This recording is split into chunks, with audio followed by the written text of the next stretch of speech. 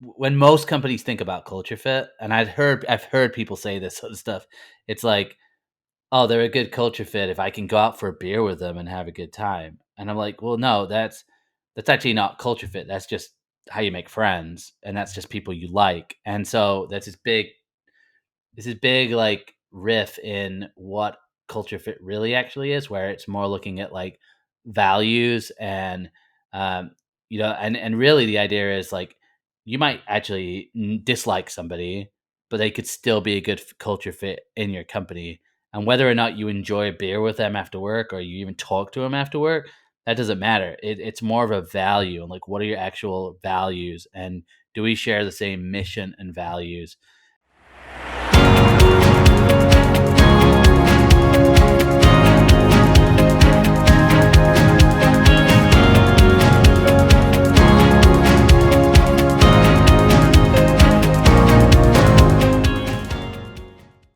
Born and raised in the UK, our next guest is mixed race and didn't feel like he belonged.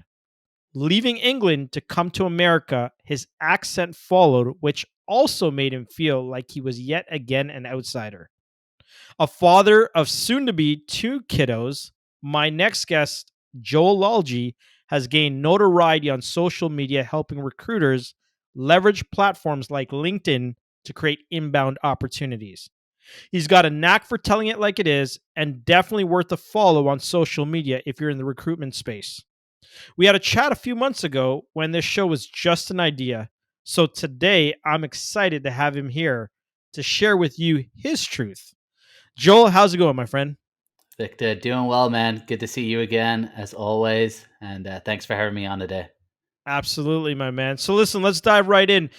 Growing up in the UK, I mean, I got your bio, and it was like, as I'm reading through it, I'm looking at it, it says, growing up in the UK, being brown, and then it says self identified nationality or ethnicity, and you're like Caucasian. And I thought to myself, I'm confused, but I know your story. But share with us for our Yeah, guest yeah. here today, what was that like growing up in the UK, being mixed race, that confusion, and how that made you feel in terms of belonging? Yeah, I mean, if we would actually break down, I guess my rate, because they don't really do this that much in England either. Like in the UK, the demographics are different, so I always actually get confused when that question comes up. But if you were to break things down, my granddad, he is from Trinidad and Tobago, and he was a mix of uh, Afro Caribbean and Indian, which is where my last name comes from. So it's already confusing. And then there's Irish in there, and then there's English. So, um, I think growing up in England, and I was in the north of England. So anyone that's familiar with England knows London. London's obviously a major city, uh, pretty diverse. A lot of kind of the center of Europe in a lot of ways. But as you get further and further away from London, England becomes a lot more English. So I'm originally from like the north of England, which is historically uh, just a very white place, I guess would be the best way to put it. And so, growing up in England, a lot of people, when they saw me, they automatically made the assumption that I was from Pakistan. And there's a lot of Indians and Pakistanis that moved to England. Um, and so yeah, growing up, I mean, that I received a lot of insults, and I guess anybody that's seen the European Cup championships that was just televised, maybe in the last 2 or 3 weeks, would have seen England crash out, and then they would have seen the racial abuse online that the guys who missed the shots to get them out received.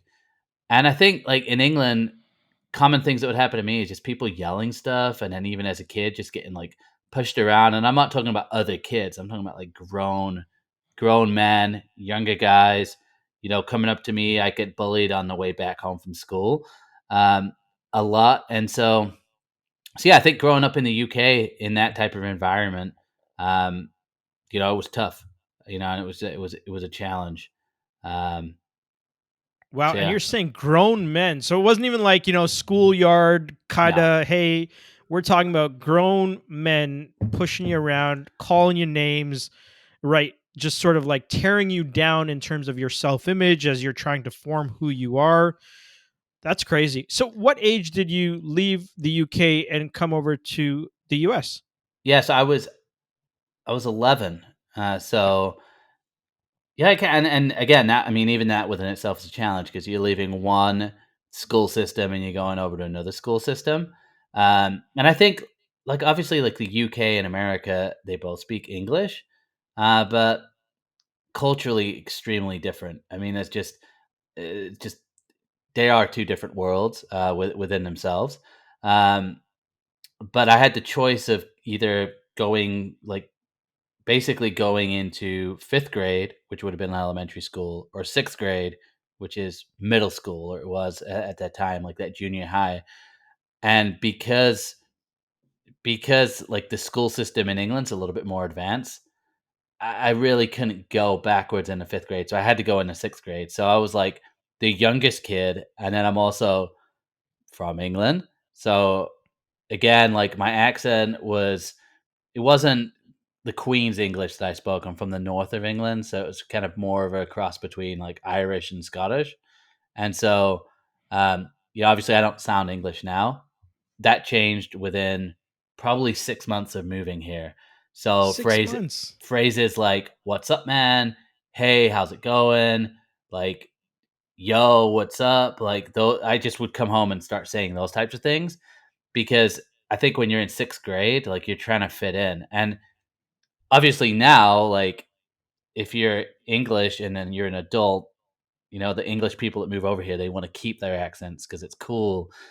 When you're in 6th grade, when you're in that group, it's like anything that makes you different is the worst thing that you can have. So it's like, yeah. So that's why I think for me, it was a combination of just people asking the same questions over and over, like, "Where are you from?" I was like, "I don't wanna answer this for the rest of my life," and then just wanting to fit in, so it was really, really quickly, "Hey, what's up? How's it going?" And just trying to sound American, whereas if you compare that to my parents who are already adults, they both have their English accents.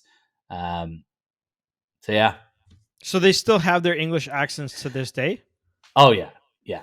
Yeah, And 'cause that's they didn't have go that ahead. pressure, Yeah, they Yeah, didn't. and it's funny because that's why I kind of when you said 6 months, I couldn't believe it. I mean, I've never, and I've got family from England, I've got family from Trinidad and Guyana, and I was actually with one of my uncles who's from Trinidad, and he's going to be 60, and he's been in this country for 40 years plus, and he still has a Trinidadian accent. So losing it within 6 months, but was that to make sure that you fit in and you adopted? Was that why it was so 100%. important?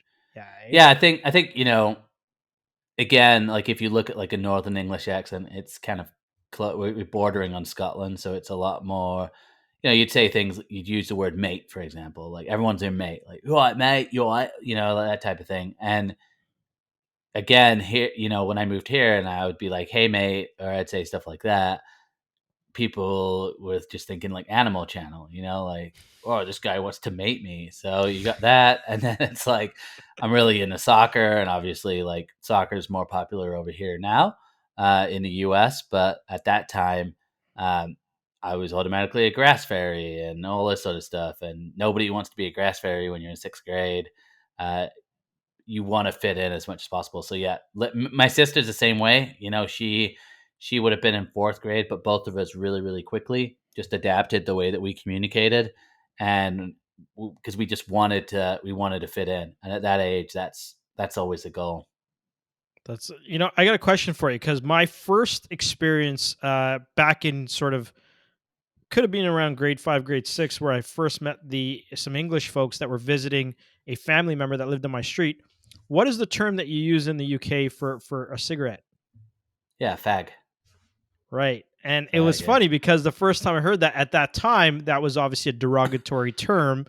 And when they said that, I was like, why are you asking me for that? Why would I have that for? And it was that they were looking for a cigarette. And it was just like you said, languages are similar. We both speak English, but there are very different connotations to some of the language that's used. So trying to utilize language that is more in line, I guess you could say, with what's happening over here. So yeah. you're in the recruitment space. I mean, how long have you been doing that? So I've been in recruitment for the past 7 years. So I started in about 2015, um, and then before that, I was in banking, and I was business banking. So I was writing loans for businesses. I was doing mortgages, and then running a bank. Which anyone that knows me is like, no wonder that didn't last because I'm just like so against regulations, and it's part of the reason why like recruitment, at least agency recruitment, which is what I'm in, which is very like heavily focused on sales and consulting. I think that's one of the reasons I took to it so well because, um, a lot of times, especially in the sales portion of it or the recruitment portion, when you're trying to get a hold of people, I actually think that kind of bending the rules and like just doing things that are unexpected, it's a super weapon, because you're trying to get people's attention, you're trying to pat and interrupt their day to get a conversation with them. um, so going from a world that was really regulated to one which is like you got to do whatever you got to do to get results, um, fitted me really well, and I think that's why I've stuck with recruitment and why I enjoy the industry so much. Very cool. And I mean, in those, I guess, 7 years, I'm sure you've seen a lot that's changed, and you've really sort of pioneered this utilizing of social media to create opportunities that are different than that outbound approach where you're constantly picking up the phone and calling people. Yeah. How has that worked for you? Yeah, I think, historically within recruitment and sales, obviously, like historically it's cold calling and it's this idea of like hunting, that's what they call it. And I think uh, for me, I've just seen this idea of building community, building brand online. Um, it's something I'm really passionate about, and I think it's something which is still at the infancy stages, particularly within the recruitment industry. But we're seeing and understanding now that the way that people want to connect and the way that people want to be found is just different. And I think, as buyers in general, we're a lot more educated than we were 5 years ago, 10 years ago. Like you go to buy a product, you're doing research, you're doing reviews, and it's the same with people. If you're thinking of a new product or a new service, if you're thinking of working with someone, you are going to find out who they are and what they're about, and you can just Google them. You can find out what their social media is about, and I think again we're still in the infancy of that, where I don't think 100% of buyers are like that, but it's just growing and growing to where more and more buyers are like that, more and more candidates are like that. um, and I think as we shift into this kind of post COVID time where digital is again exploded, I don't see people that don't have anything on social media, or at least an understanding of how to connect with people digitally. I don't see you being able to survive no matter what business you are, whether you're in recruitment, whether you're selling a SaaS product, whether you're selling advertising, whatever it is. Um, if you don't have an understanding of how to utilize social media and digital, I don't see businesses surviving over the next 5 to 10 years. Definitely. Digital transformation happens to be something that I myself am a big proponent of. I know that it's sort of the COVID pandemic has sort of catapulted the necessity for some businesses to do that. And a lot of people were scrambling last year to kind of figure it out. And that was something that you had already pioneered for so many years. One of the shifts that's also happened recently, is DEI in the recruitment space, right? There's a lot of conversations around Massive. diversity, equity, inclusion. Yeah. What's your take on that as you've been around the industry before that sort of being a hot topic, and now that it has been a hot topic for the last little bit? Yeah, and I'll just go back to a quick story too, because I don't think I think sometimes it's helpful for people to know like what actually goes on, and I think sometimes we can have like really rosy lenses, and sometimes like we can think, okay, well now companies seem to be more interested, so we're seeing good progress. But I want to just share a couple stories of things that I saw, which were absolutely shocking to me.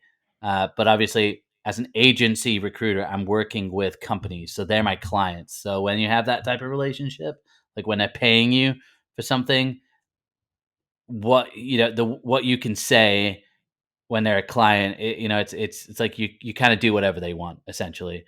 So that's my role, because people might hear this and go, "Why didn't you say something?" I'm working for a company. These are my clients. They're paying us. But the first example, or I guess the first scenario that I'd run into a lot would be this.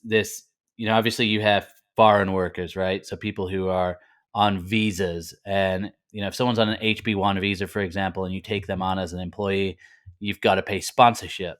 And companies don't typically want to pay that sponsorship, even though it's kind of a nominal fee. And so I quickly would run into things like, well, you sure that, you'd send them over a resume and they'd be like, are you sure, they're you sure they're not on a visa? And they'd base that just based on their name.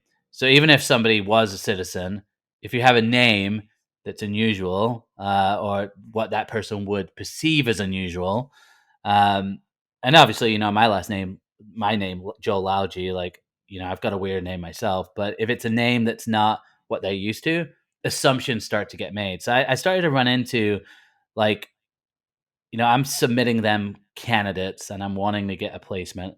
And I just started to see that, like, there's a lot of hiring managers out there that will make decisions not on what your resume looks like, but literally what your name looks like.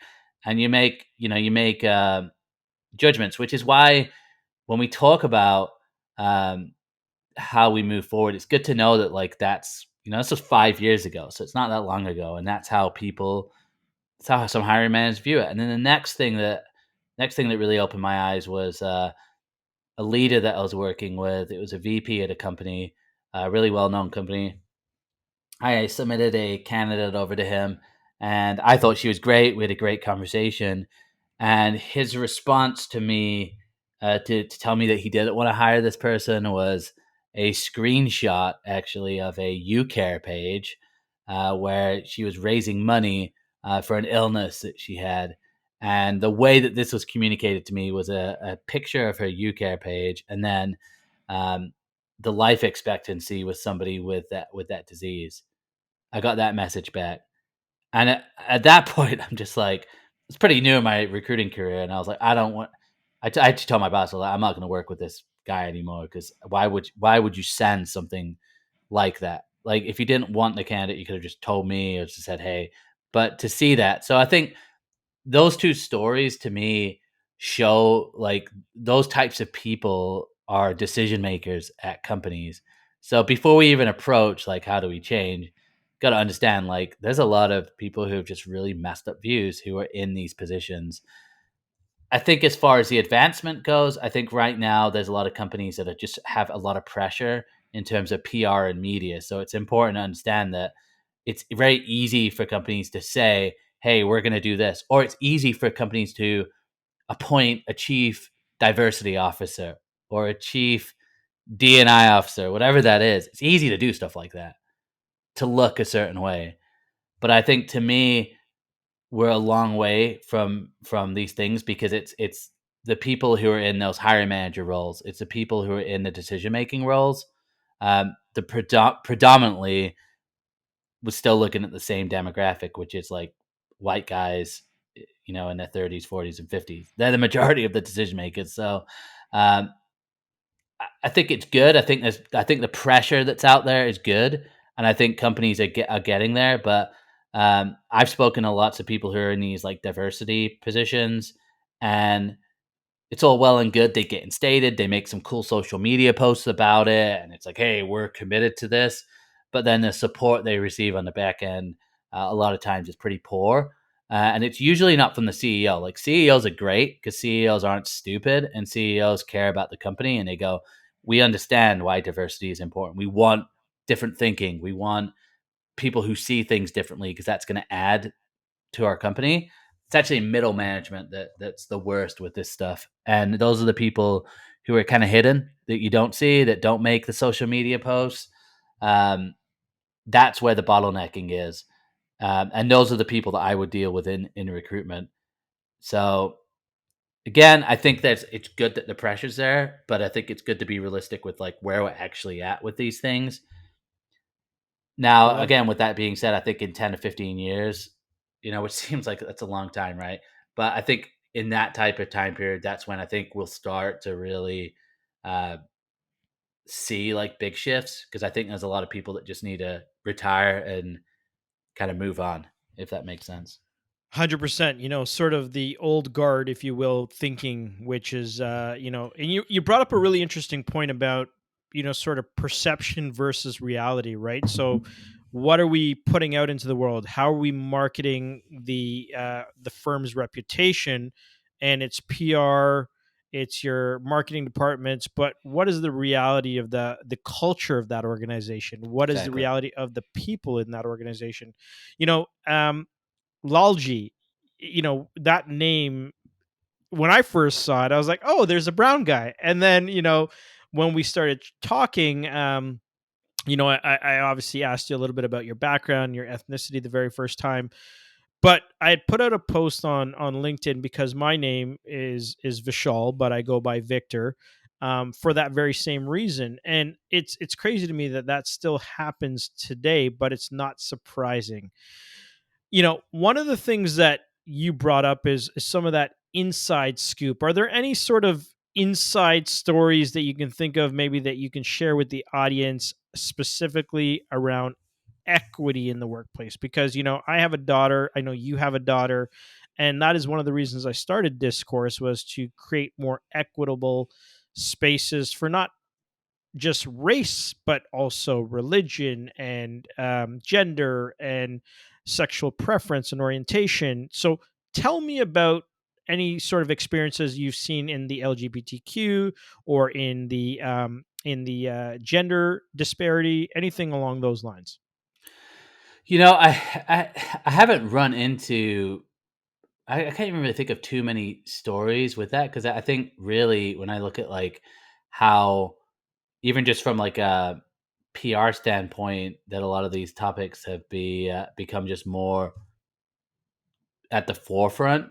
I really think, because now I'm not actually in recruitment anymore. Now I'm helping recruitment companies with their marketing, and so I would have made that change about a year and a half to 2 years ago, which is when I think a lot more of these conversations have become more relevant. And I even think with, like LinkedIn, obviously, like you have the option now to have your pronouns displayed. And so I actually think that a lot of those types of conversations, um, it seems like they've popped up really within the last like year, even.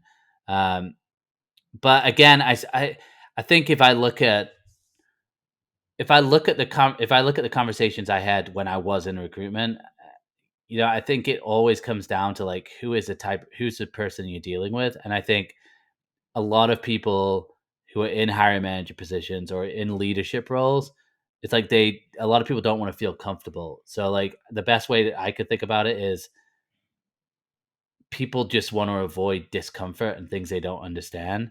And I think, yeah, there's been strides, but there's still just a large population of people who are just they're just uncomfortable.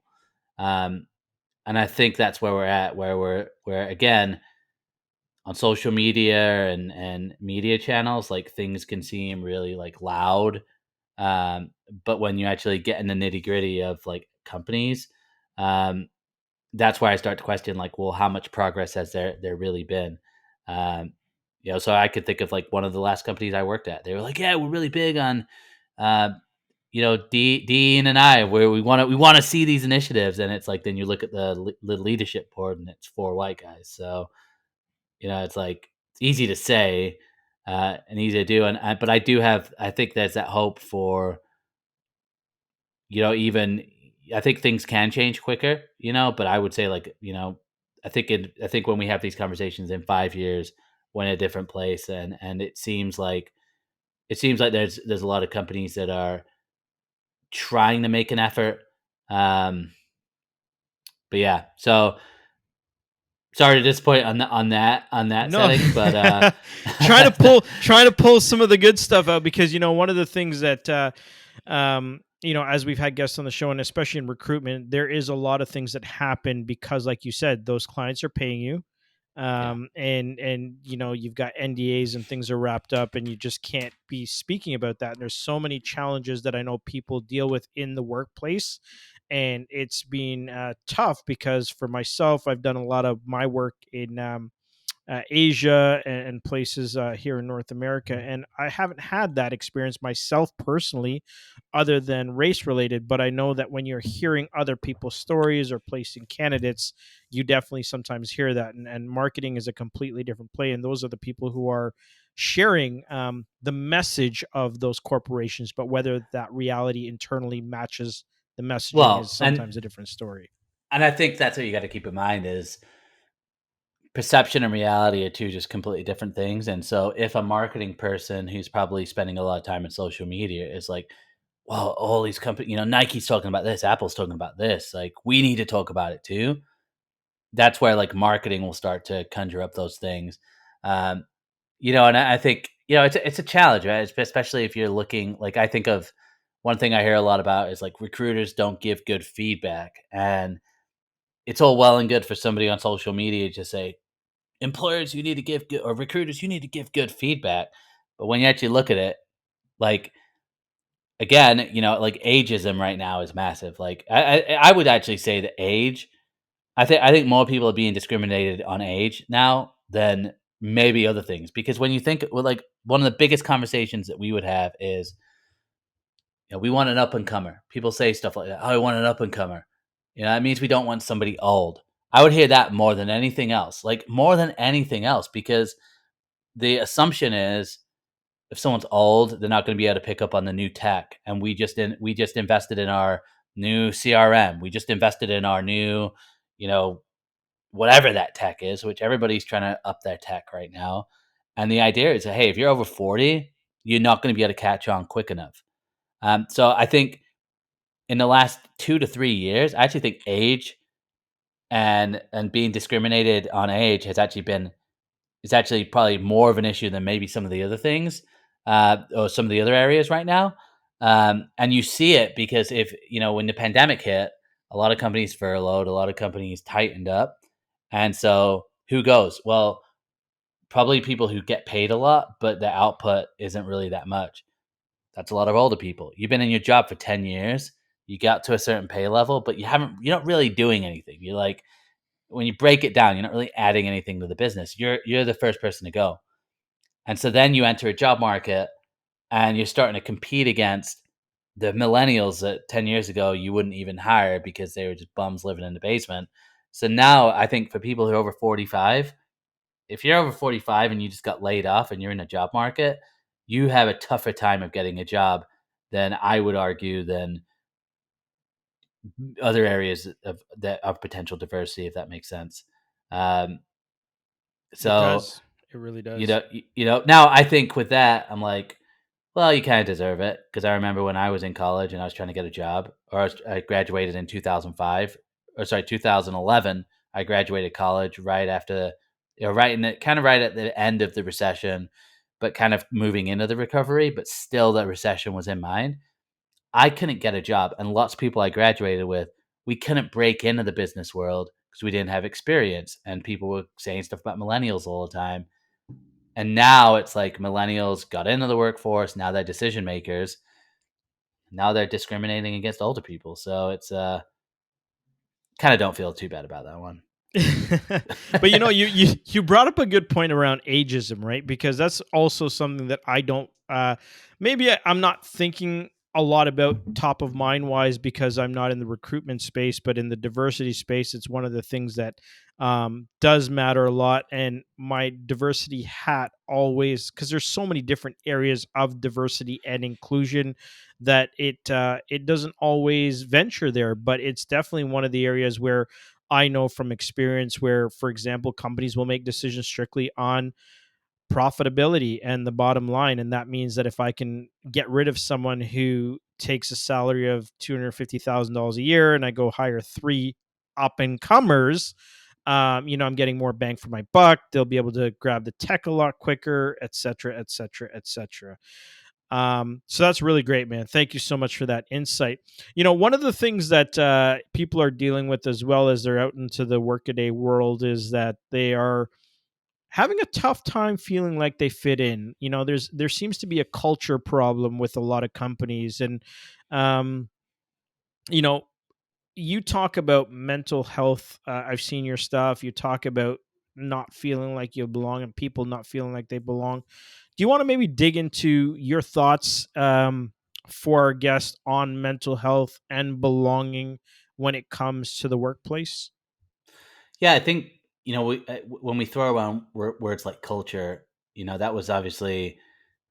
I think that word has just become more prevalent over the last 10 years in recruitment, and it's particularly when I started in recruitment. It was like everybody was talking about culture and culture fit, and then I think then you have things like inclusion and belonging, which almost kind of go against culture fit because people really haven't.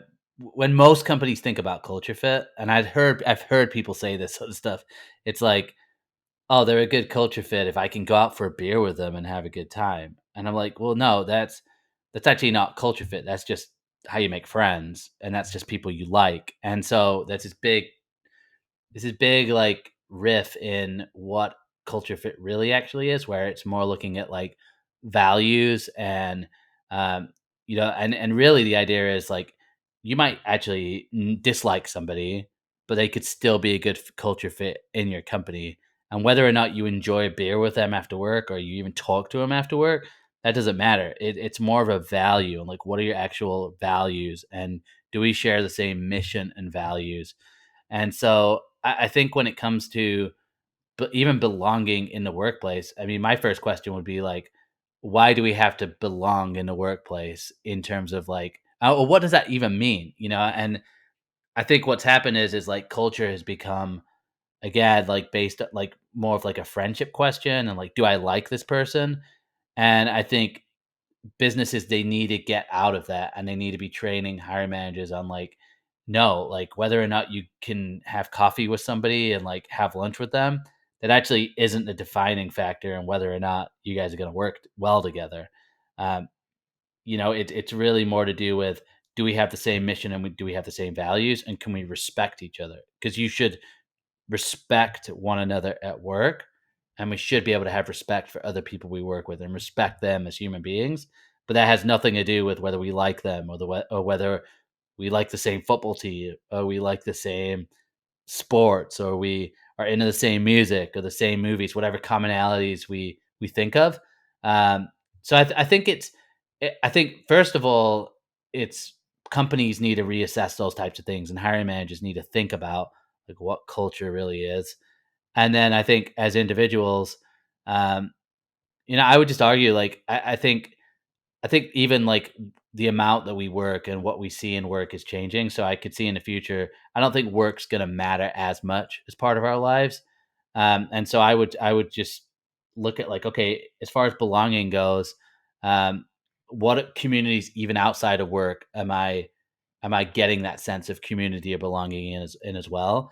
And start to ask yourself like, do I actually need that at work in that same way? So I think it's both sides like redefining why that matters and like what these things actually are. Um, but I mean, right now we're just in a unique time too because obviously a lot of workforces are remote, and so I think it's hard to belong in that environment anyway. Um, and that's why I'm a big proponent of like different communities, and finding different communities in different places. And so I have like my work community, and I have my LinkedIn creative community, and I have my family community, I have my church community. I have a lot of different communities that I'm involved in. And I think that's important, and so I think if you're just trying to find your community and work, I challenge you on that and go, all right, is that really the best place that you should be finding community? Like there's other communities out there that I think you can find as well.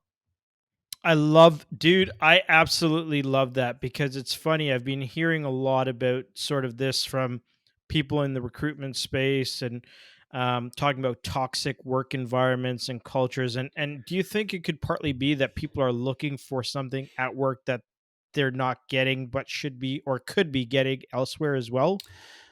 Yeah, 100%. And I think like again, I think one of the shifts we're gonna see, and we're already seeing it, but we're gonna see more and more, is this idea of like of I don't want to work for one company. Instead, I want to trade my skills at multiple companies. And I think we're going to see a lot more people that do that. And that's like the freelance or the gig economy. I think we're going to see more and more of that, and I think it's going to be you're going to be more and more able, and that comes down to companies thinking more lean and thinking more about how they build and scale. Because I think scaling companies now looks a lot different than it did 5 years ago or 10 years ago because of technology. Um, and I also think like as individuals, I think it's easier for us to work in that way. And I think there's a lot more people that want to work that way. And I think work as we know it, where you have that 60 to 80 hour mentality where you're working for one person, I think that's actually going to change to less work and more of a trade of skills and results that you're able to like trade with companies. And so, yeah, I think and I think that idea for companies is going to change as well. Again, like companies, when you meet with hiring managers, like I used to hear it all the time, like, "Oh, I don't like that person because they're a job hopper." Well, we're looking for somebody that's going to work with us for 15 to 20 years. I don't. I think that mindset. If you're still thinking that people are going to work for you 15 to 20 years, I don't know what world you're living in, but I think that mindset adds to that as well, because then they're like, "Oh, well, this person isn't committed." And I think if that's the type of workforce you're in, or if that's what you're expecting, um, then yeah, it's almost like you're looking for work to provide that. Where I think just in the future, I don't think work is going to matter as much, and unless you've got your own business, I guess if that makes sense. So I kind of see it where like each person's going to kind of be their own business, and then they're going to be just trading whatever their skill is. So if you're a software engineer, you might just come in for a company and work on like one project that they have and do that. Or if you're in marketing, you might just do a couple of marketing projects for a company and then move out and move on to something new, as opposed to this idea of like finding your identity and who you are and like your job title or or for a company, if that makes sense. Um, and I really see that trend with like younger people. Like I just think like I'm pretty immersed in like culture stuff when it comes to like TikTok and like consume a lot of that content. And I just see a lot more kids are like they're not wanting they don't the idea of like working 40 hours a week for somebody for 10 years like isn't even a thought in their mind. They're like, why would you do that? Like you don't need to work like that. Um so yeah, which is I exciting. I mean, to me that's exciting. 100%. And it's funny that you talk about that because, like you said, you are a social media uh, guru, so to speak, where you're really connected to a lot of these platforms and sort of that Gen Z crowd. And I'm, hearing a lot of people saying, like, there's one girl that I know that used to work at a good corporate job here. It was a government job, and she like bought a van and she's doing YouTube and traveling, and like they converted into a home, and she's got like like a YouTube show, and she's got all this money that she's coming in through advertising. Like there's so many different ways through technology to create income that people are looking at the prospects of 40 years at a job doesn't make sense, right? You just sort of like, I have these skills of utility. How do I take it into the marketplace and get paid for them? Yeah, I mean, I just even think like when I started my own company, which I basically own my own company and I'm contracted with a company in the UK and we're working together. But when I did start the company, dude, I was like amazed by how cheap stuff is. Like, you could get a website for cheap, and there's just so many tools out there. Like Canva is $10 a month. And suddenly a guy with zero design background, I'm able to produce stuff that looks like what would have taken me, I would have had to have a degree 10 years ago to produce the stuff that I'm producing. But, I think people overestimate the cost of like starting stuff. It's super cheap. Like you can start a lot of things really, really cheap nowadays. You can start a storefront on Amazon or Shopify super cheap, and then you got to source products. And I'm not saying these things are easy. They're not. Anything in life that is worth anything is going to be hard, but it's like you have options now on like what type of hard you want to do. If you want to grind for 10 years and work your way up a company, great, do that. If you want to grind for 10 years and build your own thing, you can do that. But I think like tools like social media, like you said, like YouTube, podcasts, social media, those things were not around really that long ago. And the emergence and people figuring out how to use them and utilize things is amazing. Like I look at what I do on LinkedIn, the amount of eyeballs that I get on my content from a business to business perspective, I get the same views that would have cost a company, maybe 30 to 50 grand a month to get if they were to do like radio or TV advertising. I get it for free. All it requires is my time and just consistency. Um, so I don't have to pay money for it. I have to work hard at it. But I look at things like that, and I look at like the stuff people don't take advantage of, like TikTok, for example. Like the organic reach on that platform is insane. And then YouTube Shorts right now, organic reach is insane. And it's like you have kids that get, some of my top videos on TikTok have million plus views, and it shows you how long people have watched it. And some of them, it's like 3,000 hours of watch time. And when you think about that, and you think about people like, if 100 million followers who are getting that on a daily basis, like they would have, they're doing it, they're getting that for free. Like it's Wow. mind blowing. Imagine if you had got that much airtime on like TV, you'd probably have to pay hundreds of thousands of dollars for that, and they're getting it free every single day. And but stuff like that wasn't around, and like for example, like there's songs that trend on TikTok that I know people who are in the music industry that spent years building up their audience. And I know people in the last 2 years that have just done videos on TikTok, and their songs start to trend, and the next thing you know, they got record labels calling them, and they're trending, and they're getting millions of views on their songs. It's like that stuff wasn't really available a couple of years ago, and that's exciting and that's accessible because that means that like you can compete against big brands, and I think like they're like for example. There's different brands on TikTok that maybe have 500,000 followers, and there's kids that have 4 million. So that means that on that platform, which is growing, there's kids that are like beating out big brands and celebrities. It's amazing, and it's exciting, and I think if you take it seriously and you look into things, there's a lot that you can do at a micro level as well.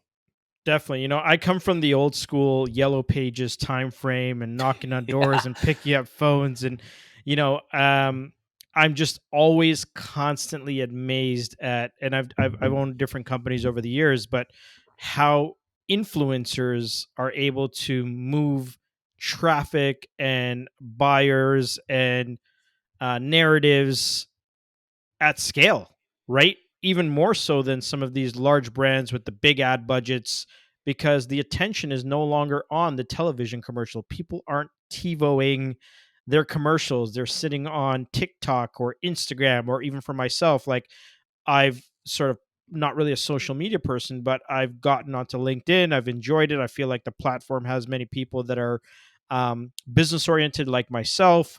And I can connect with people who have great thoughts or ideas or sharing things that are important to me, right? It's finding where your audience is and sharing that message. As a marketer and someone who sort of like creates these opportunities for recruiters, what is something that you would tell them or share with them that they should be doing when it comes to diversity, equity, and inclusion on social media? yeah. I think we talked about. I think there's a lot of. I think there's a lot of like wishful ideas that people get into. So I think it's starting hard conversations. To be honest, like I think it's like not just looking at what's trending and then going, well, you know, Nike and Apple are talking about this, and Netflix is doing this, so we'll just say we're doing this as well. But I think it's just starting more conversations around harder topics and being willing to be uncomfortable. And then I think off social media, when it comes to these individual conversations, I think it's just challenging clients. And like I said at the beginning, like those are my clients, so I didn't say anything. And I think looking back at it, I should have said something and been like, "Hey, like, so what? The guy's got a name that you don't feel comfortable with. Like, stop making assumptions. Like, have the conversation." Uh, I think luckily right now it's the job market's really tight, meaning that a lot of people are looking for people. So I think there's a lot of opportunities. And I was actually talking to one of my friends who's still in recruitment, and he's just saying like, now's a time where, um, you know, recruiters, to be a good recruiter, you can't just submit like the perfect candidate. You have to give like companies options, like different types of options. And I think diversity is included in that as well. And looking at people with different backgrounds and being willing to submit and like stand up for people as well. Because at the end of the day, companies coming to you because they need help finding someone. It's standing up and making the case and going, yeah, okay, they don't have the degree from like the school which like you think is amazing, but here's the actual value that they can bring, and here are the intangibles which, yeah, you don't see it on the resume, but here are the intangibles. So, but I think there's a lot of opportunity right now for that because it's a lot of these tech startups, a lot of these companies that are emerging, even out of the pandemic, they're finding it hard to find good people. So I think now is a great time to start to diversify the workforce. And then I think it's coaching your clients, and on social media, if you don't have a presence, I mean, I think it's getting involved in conversations as well, and getting your leadership involved in conversations, and having them ask tough questions and not shying away from those things. I think the things to avoid are like, again, just following trends because like you think that like it's gonna look good. That's dangerous. Like if all you're trying to do is just look good, but then your company isn't really doing anything, you're gonna get found out and then you're gonna look 10 times worse. Um, and then I think it's bringing in experts, people who have degrees in areas and can speak, and like thought leaders within the space that know what they're talking about and have strategy and actionable strategy, particularly when it comes to onboarding. And like, it's not just hiring people. Like hiring people is part of it, and like looking at different candidate groups and not just going to like LinkedIn maybe and maybe sourcing candidates from other places. That's part of it. But then what? Then you hire them. Like, is your team really creating an environment that supports inclusion? Is your team actually doing something? So, um, again, I think recruiting is half of it, but then it's also like, what about a year later or 2 years later? What's your retention like, and how you really supporting people? And so I think that's where it's like bringing in experts and being humble enough to go, yeah, I don't know what I'm doing. I don't know how to have these conversations. Difficult conversations. I think that's really where things begin is engaging in discourse with people and really understanding what the needs of the business are as well as the needs of the people, because without people you don't have a business, without a business you don't have people, right? And I think is understanding how to marry those two in a culture that makes sense for, like you mentioned earlier, values. It obviously goes without saying respect for Yeah, everyone, and diversity of thought, which I love, and lived experience being weighted equally to degrees and things of that nature, because I'm one of those people without a degree, right? And if shame that on you.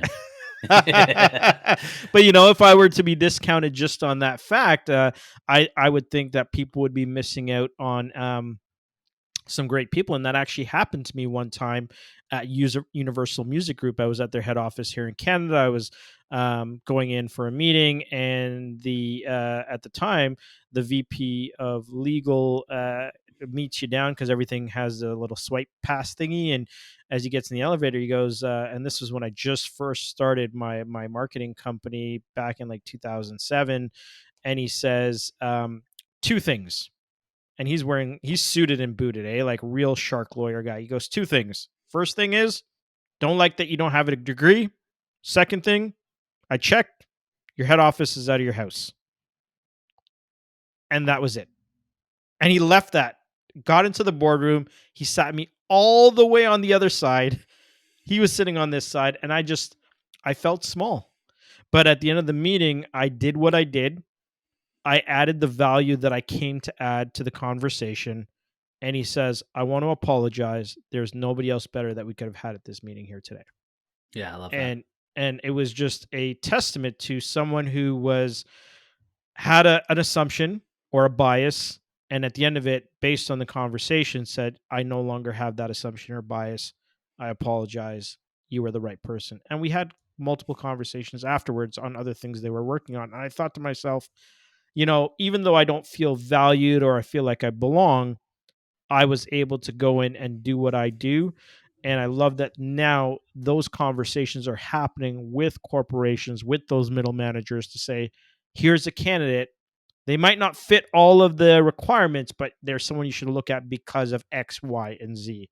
And that's you folks championing those candidates to the companies that you're working with.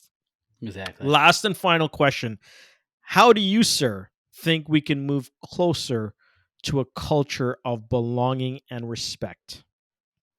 I was gonna say by respecting everybody, but that's in the question. So no, I look. I think it's like again, yeah. I think when you move countries or you move different places, you get a good feeling for like how easy it is to get caught up in your own bubble of like what you even think, like what you think the world is, for example, or like what um you can just make assumptions like, oh, everybody is just the same as me. So I think it's, just at that foundational level, just realizing like, okay, people, everyone's going to think differently. Everybody's going to have different thoughts, and understanding that in the conversations you're having. And then I think being open minded about things in conversation is massive as well, and just not being quick to assume things, and respecting, caring for people, um and just understanding like the things that you think, they're just not, it's 6 billion people on earth, so it's like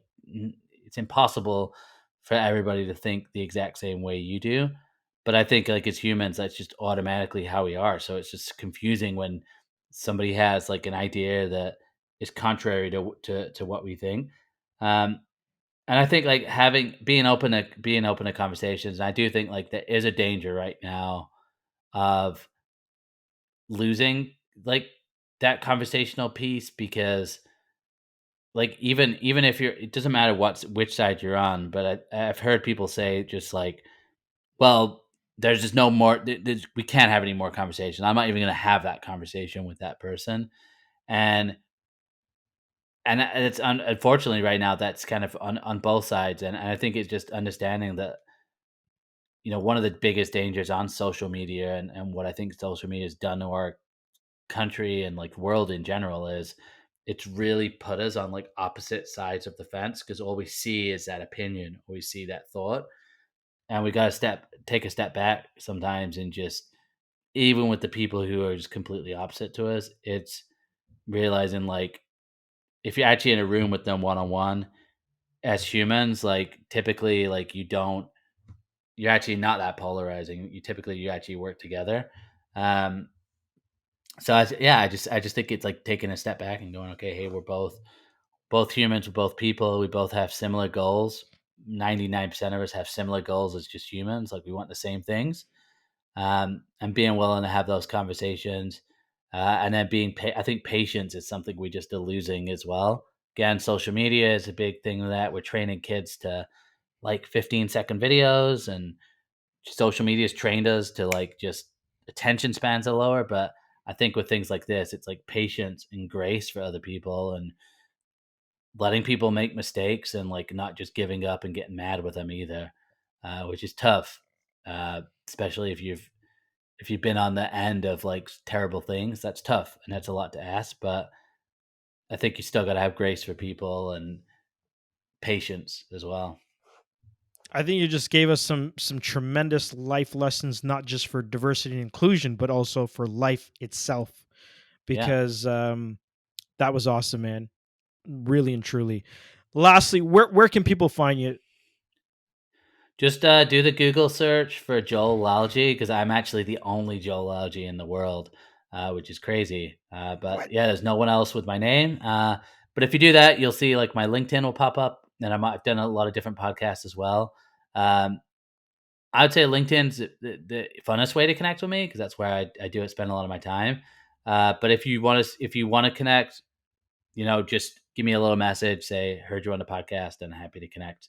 But definitely put a message in there. Otherwise, just kind of get lost in a sea of requests there. So You got a lot of people, my friend. You got a lot of people. or Well, Twitter. Twitter's a good place too to find me. Twitter? I got like 300 people on there. There you go. See, you can actually get access to Joel if you hit him on Twitter. That's the way to do it. Well, thank you so much for sharing, your wisdom, your experience, and your truth here today. So there you have it, folks. The truth according to Joel Lalji. Thank you, my friend. Great to be here, man. Appreciate you. Absolutely. Talk Appreciate soon. you as well. Thank you so much for listening. Our show is sponsored by Discourse. We build belonging into the DNA of DEI. You can visit us on the web at discourseagency.com or check out our YouTube channel, Discourse Agency. Make sure you hit that subscribe button, leave a review, drop a comment, and most importantly, share it with a fellow human.